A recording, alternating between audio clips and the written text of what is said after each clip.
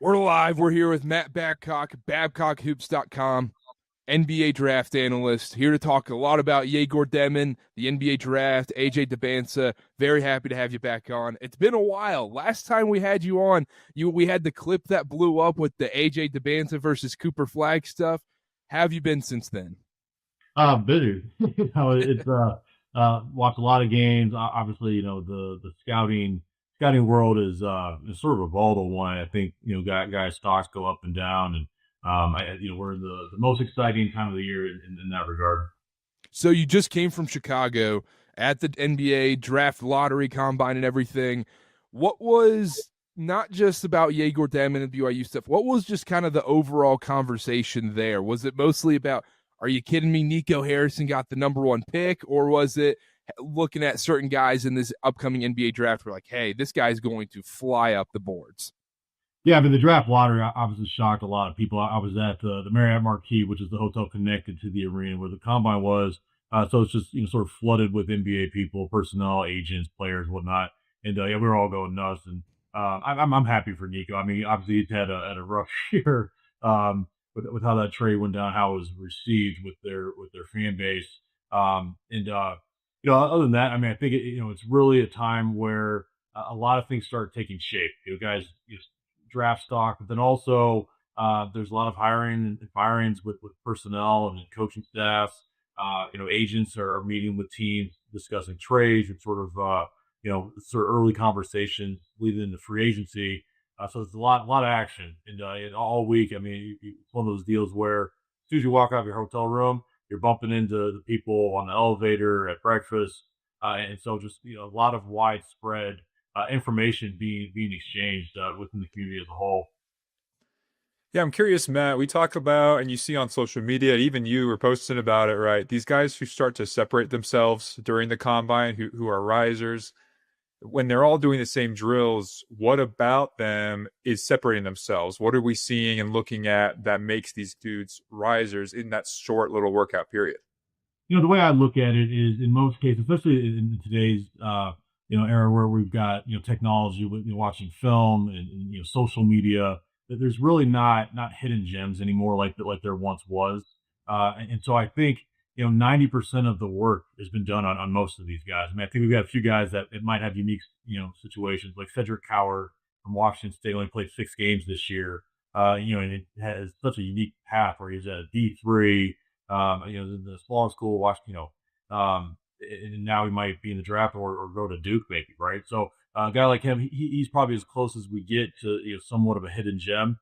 But generally speaking, I think 90% of the work is done in this last month. We're kind of rounding out like that last 10%, but it's a critical 10%. So I mean, things like the medical information that these teams are gathering on these players are critical. I mean, sometimes guys get red flagged and they don't even know it, and the public doesn't know, but that's why guys slept, right? So the medical stuff is very important. I think the interviews with teams is very important. And keep in mind, the interviews vary. Sometimes it's very casual, just sort of getting to know each other, on a very, very casual basis. Other times they're led by psychologists where they're really diving deep on like who is this kid, what is his mental makeup, and then obviously the physical testing, measurements, the on-court stuff as far as the drills. To me, is probably the least critical. The 5-on-5 is important. I mean, it's a great platform to evaluate these players in an ultra competitive setting, against really high level competition. So it's just a lot of moving parts, a lot of sort of nuggets from different areas to kind of round out the evaluation. So for me, it's it's like Christmas morning for me going to the draft combine. I love it. So we get all these videos on Twitter seeing everybody, this guy shoots 97% in these open workouts where they're taking warm-up jumpers and everything. I do think it's funny that people just overreact to those every time because every single player usually shoots very well in those because these are NBA players. They're going to shoot open shots and warm-up shots. They're going to make 90% of them and whatnot. Do you take any stock into that stuff when it's just the individual workouts? I know you said you didn't too much, more so the 5-on-5 stuff, but I mean, it's just how much can you really take away from the draft combine as a whole? Like I said, the encore drills. I mean, I wouldn't say you don't get anything out of it. The way I look at it is a scout that has done his job well all year, we really don't gather anything new that we didn't, pre-game warm-ups and drills. I mean, most of these colleges are doing full workouts before the game. So I always arrive at the arena an hour and a half before the game just to kind of watch that type of stuff. So, just because these guys are, been busting their butt for the last month, getting in the best shape possible and kind of tying up their skills, it's really typically not anything too revealing that we haven't gathered already. If it's a kid we've never seen before, yeah, we're kind of starting the evaluation, and so that's where it would be beneficial.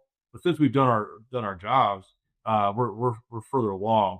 And I think speaking on Egor, I was at his pro day, and I did gather some new stuff with him. I mean, I try not to put too much stock into these workouts. However, he shot the lights out, and so I mean, he did something dramatic, and so identifying that he did have the mechanics and the shooting potential throughout the season, and seeing him actually hit shots at an incredible rate, that definitely is a positive. There's no doubt about it. Yeah, Yegor's kind of had a funny year where at the beginning of the season he's playing against some of these smaller schools, and he's the talk of Twitter, right? Videos are circulating. Then conference play starts. He starts to get adjusted to Big 12 play. Then he starts to peak at the right time with the season in BYU. Now it seems like he really is peaking at the right time, like you mentioned in a post talking about Egor, showing some videos. He talked about his shooting. He measured a lot taller than people were expecting.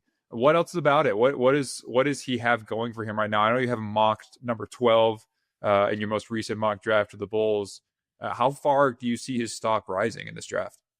It's interesting. I'm still trying to, really pinpoint where he'll go as far as range wise. Right now, he does seem to be somewhat polarizing. I remember when we first talked that first week of the season, and everybody was going nuts. Hey, this guy's a lock to be top 5 pick, myself included. And it's just a very up and down year. And so I think where scouts and teams and people like myself are really trying to figure out, okay, what end of the spectrum is he on really? Is it the high end that we were all excited about him early in the season and to close out the season, or how concerned are we about that stretch in January where he was really struggling with physicality and just confidence, and he wasn't hitting shots. And so I think it's very much a situation when you're evaluating Egor with where he's at in his development and what his trajectory is. You look at it glass half full or glass half empty, and I think we've got guys on both ends of the spectrum, as I mentioned. I tend to lean towards the positive light of Egor. I'm foreseeing what he's going to be like 3-4 years from now. And so seeing him in a pro day, like I said, I'm not putting a ton of stock into that stuff. It's 1-0, but I am buying his shooting mechanics. I mean, he's shown that it's a repeatable shot. The gathering intel on him, everything about him is 2 thumbs up as far as his mental makeup and his approach. And then also too, I mean, he's already shown that he's added some weight, and so I think physical strength was a huge issue for him all season. I mean, especially once they got into the Big 12 play and playing teams like Houston. I mean, he just struggled being the primary point guard, dealing with that level of aggression on defense. And so I think all these things all together, to me, it's giving him momentum of, hey, this guy a few years from now might be one of the better players in this draft. You mentioned the Houston stuff right there, and I want to go towards that. The on-ball pressure that he's faced was, I think's been his biggest gripe, along with some of the shooting numbers and whatnot.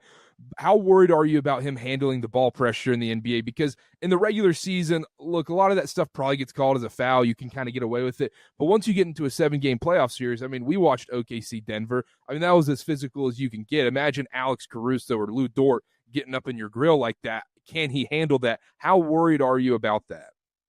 No, I mean, it's definitely a negative. I mean, he needs to get a lot stronger, but I do think he has a frame to do it. And, my bigger issue is not long-term is physical strength. It's more of foot speed. And, and that's where I don't see him being penciled in as a primary ball handler. At least I don't think he should be. I see him more as one of these modern day first Swiss Army knives where he's sort of a 3-2-1. You definitely want the ball in his hands. But the modern NBA, a lot of these teams are playing multiple ball handlers where they're putting a lot of pressure on the rim. And I think Jagger in a spread out NBA game, long term, once he really kind of tightens things up, and keep in mind he's a young kid still. He's not even close to being a finished product. And I think a lot of people with him and a lot of these guys at the same stage are overcritical about a guy that's 19 years old, and to me, it's, what is Jaeger going to be when he's 25, when he's 28, when he's 30? And I think some of these concerns with Jaeger, really trusting that he's a good kid that's going to take care of business. I think that you can be able to address them. And part of it too is, using him where he's not a primary point guard, doing a lot of ball handling, but in playmaking, but you're not having to deal with like that on ball pressure every single second of every single offensive possession.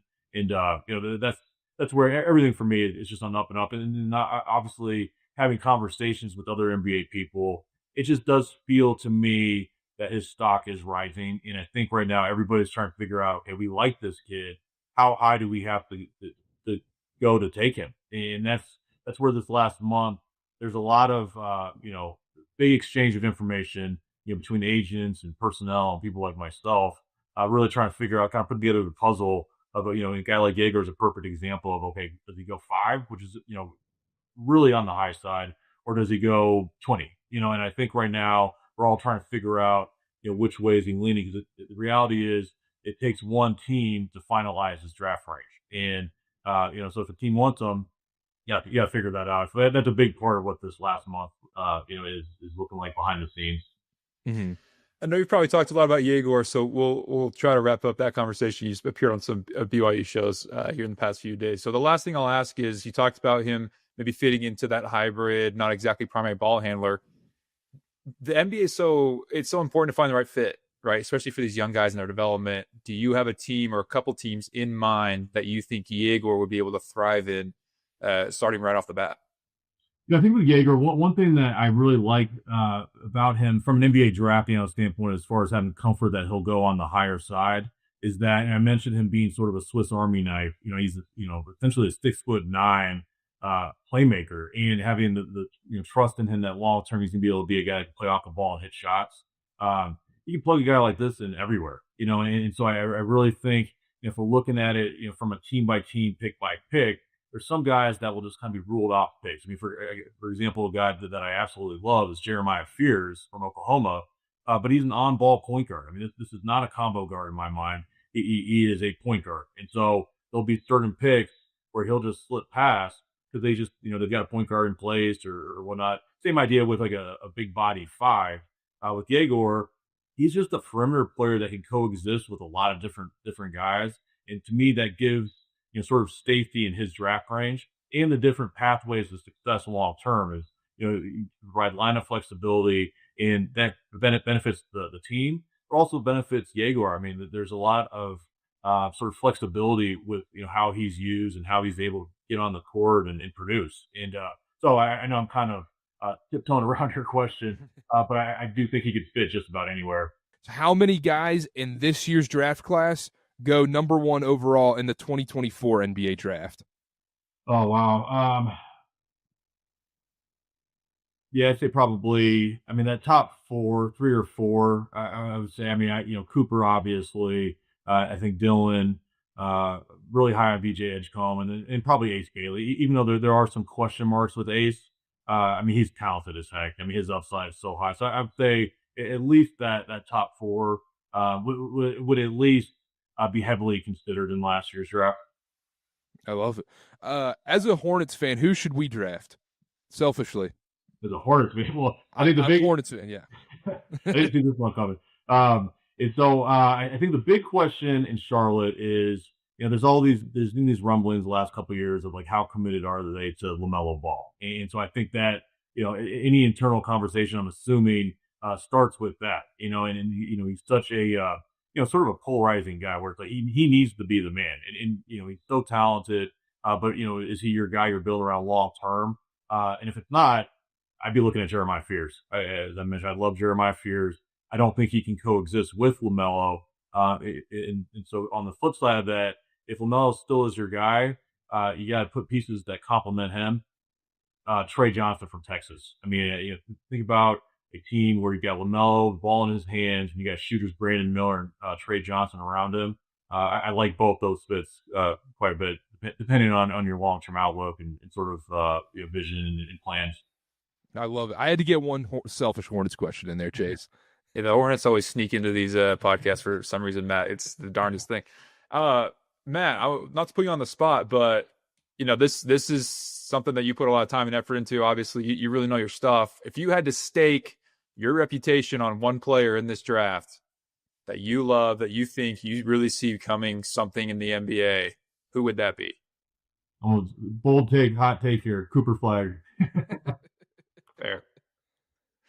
No, but like a guy that's not established as a prospect like Cooper. I'm really high on Jeremiah Fears. I think his style of play fits the NBA very well. I mean, high usage and pick and roll.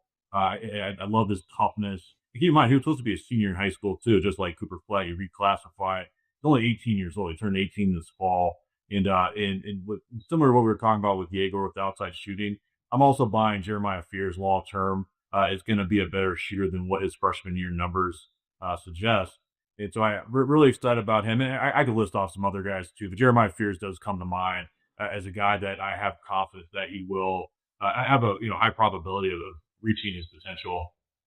I feel like with Fears too, I also think he filled a lot of holes on that Oklahoma team. And if Jeremiah Fears isn't on that Oklahoma team, I mean, I don't know if they even make the NIT last season. I think he was unbelievable. So I love that pick as well. Talking about BYU next season with AJ coming in and all their other pieces, I kind of want to go back to that clip we talked about before where you said, hey, at this time, I would take AJ over Cooper Flag. Do you want to retract that now after seeing a full season of Cooper Flag? Because my goodness.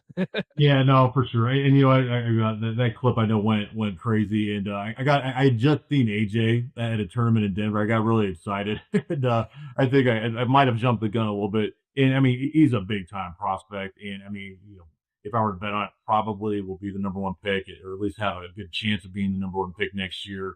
In long term, I mean, time will tell. As far as that comparison between Cooper and AJ, I would say right now Cooper is a safer pick. I mean, I think the probability that he's going to reach his potential or get close to it is very high. With AJ, jury's out. I mean, we've only evaluated him in different high school settings. I mean, let's see how he does when we've got a full year to evaluate him in the Big 12, and in the NCAA tournament. And but I mean, the talent, the upside is extremely high. I mean, his physical tools is well-rounded, like toolbox.